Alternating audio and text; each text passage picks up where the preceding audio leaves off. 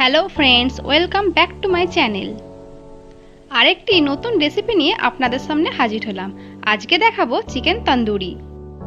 ওভেনে এবং ওভেন ছাড়া দুরকমভাবেই আজকে এই তন্দুরি রেসিপি দেখাবো। চলুন শুরু করা যাক।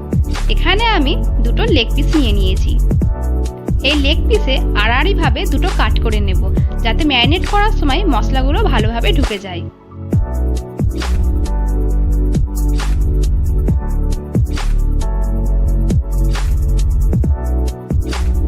এবার মাংসটায় দিয়ে দেব পরিমাণ মতো লবণ, অল্প পরিমাণ লেবু ও অল্প পরিমাণ আদা রসুন পেস্ট।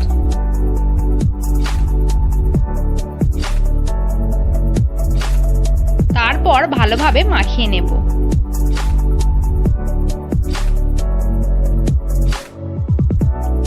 ভালোভাবে মাখানো হয়ে গেছে। এবার আমি এটা আধ ঘন্টার জন্য সাইডে রেখে দেব।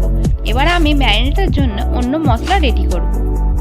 এখানে একটি পাত্রে নিলাম 2 চামচ তেল, তারপর নেব 2 চামচ কাশ্মীরি লঙ্কা,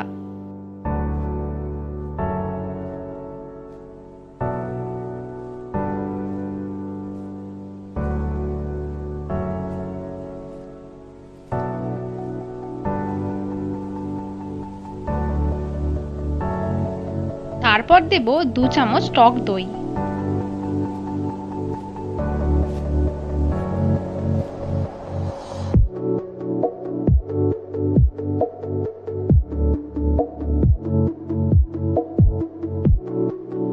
এবার ভালোভাবে মশলাটাকে ফেটিয়ে নেব। তারপর দেব পরিমাণ মতো ধনে গুঁড়ো, জিরে গুঁড়ো, বিরিয়ানি মশলা, চিকেন মশলা, এলাচ গুঁড়ো,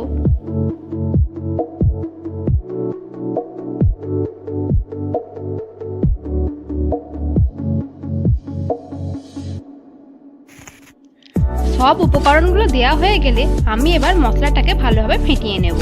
ভালোভাবে ফেটানো হয়ে গেলে সাইডে রাখা চিকেনের পিসগুলোতে আমি এই মশলাগুলো দিয়ে দেব।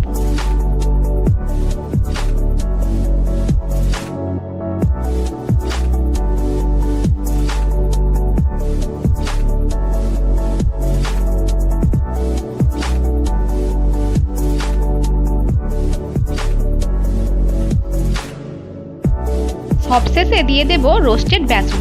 এটা দিয়েও ভালোভাবে একটু মাখিয়ে নেব। মাখানো হয়ে গেলে 2 থেকে 3 ঘন্টার জন্য ম্যারিনেট করার জন্য রেখে দেব। এখানে আমি 2 থেকে 3 ঘন্টার জন্য মাংসটা ম্যারিনেট করে রেখেছিলাম। এবার আমি আপনাদেরকে দুরকমভাবে এই চিকেন তন্দুরি রেসিপি দেখাবো। প্রথমে দেখাবো মাইক্রোওভেন ছাড়া কিভাবে গ্যাসের মধ্যে চিকেন তন্দুরি বানানো যায়। গ্যাসের মধ্যে একটা কড়া বসিয়ে 1 থেকে 2 চামচ মতো তেল নিয়ে লো ফ্লেমে এই চিকেনের পিসগুলোকে ঢাকা দিয়ে ভাজতে হবে। 15 থেকে 20 মিনিট মতো ভাজতে হবে। 15 থেকে 20 মিনিট লো ফ্লেমে ভাজার পর এই চিকেনের পিসগুলোকে ডাইরেক্ট গ্যাসের মধ্যে ধরলে একটা পোড়া পোড়া ভাব এসে যাবে। এই পোড়া পোড়া ভাবটা করতে গেলে 1 মিনিট কি 2 মিনিট গ্যাসের মধ্যে ধরলেই হয়ে যাবে।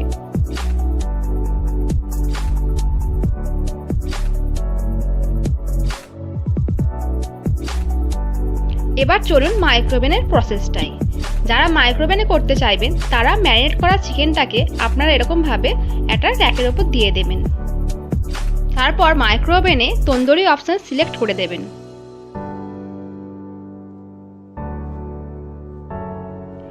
এখানে মাইক্রোওভেনে তন্দুরি চিকেন হতে অটোমেটিক 14 মিনিট টাইম নিয়েছে। আমি এখানে 7 মিনিট পর আবার ভালোভাবে উল্টে দেবো একবার, তাহলে এপিট ওপিট দুপিটি ভালোভাবে ভাজা হয়ে যাবে।